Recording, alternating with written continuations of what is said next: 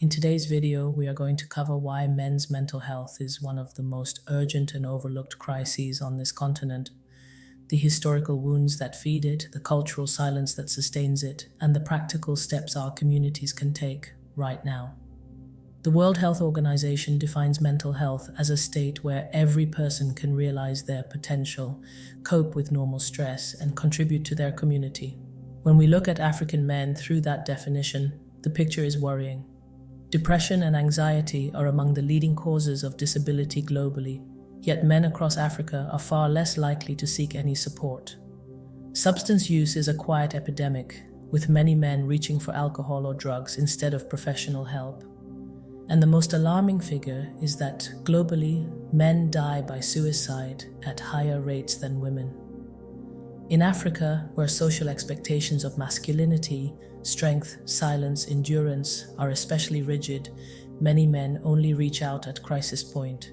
If they reach out at all, this is not just a personal issue. It is a family issue, a community issue, a generational issue, and it is costing us lives we cannot afford to lose. Now, there are three things that are driving this crisis. The first is history. Most African countries were colonized. Colonial rule brought dispossession, forced labor, violence, and the systematic dismantling of families and communities.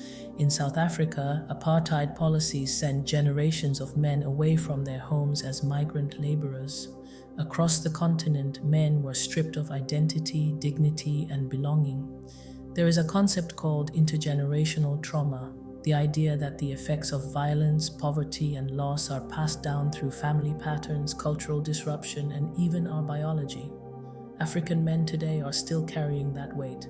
Very few people are connecting those dots. The second is masculinity. In many of our societies, men are expected to be providers, protectors, and performers. The unspoken rules are do not cry, do not complain, do not show weakness. Research is very clear that stigma is a major barrier, preventing men from seeking support for depression, anxiety, or substance use. Many suffer in silence because they fear judgment more than they fear the illness itself. And that silence, as we have seen, is deadly. The third is this. We are asking the wrong question. When a man struggles, when he becomes aggressive or withdraws or turns to alcohol, the first question we ask is, what is wrong with him? That question places the fault entirely on the individual.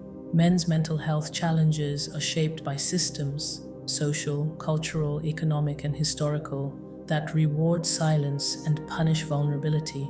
The better question is, what conditions led to this struggle and what systems have failed him? That shift from blame to understanding is where healing begins. So what can we actually do? I want to give you something practical, not just statistics. Healing men's mental health is not an individual task. It takes a whole community. The first step is education, teaching that mental health challenges are normal and treatable, not shameful.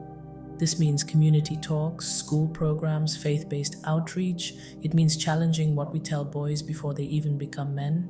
The second is collaboration. When schools, clinics, workplaces, and youth groups work together, men can access support more easily. No one should have to find this alone.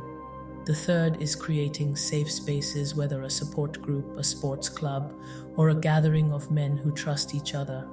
Men need places where they can speak openly without fear of judgment. And finally, confront stigma directly, share real stories, celebrate men who seek help, replace boys don't cry with something true, that vulnerability is not weakness, seeking help is strength. That man I described at the start of this video exists because we built a world where silence was his only option. We can build a different world. Africa does not have a weakness problem, we have a silence problem. Silence is something we can choose to break. Think of the boy child in your community, think of his future, and let's do better. If this video helped you, share it with a man you love. Send it to a father, a brother, a friend. Please subscribe to Health Facts with Dr. Chinwe for evidence-based health insights for Africans.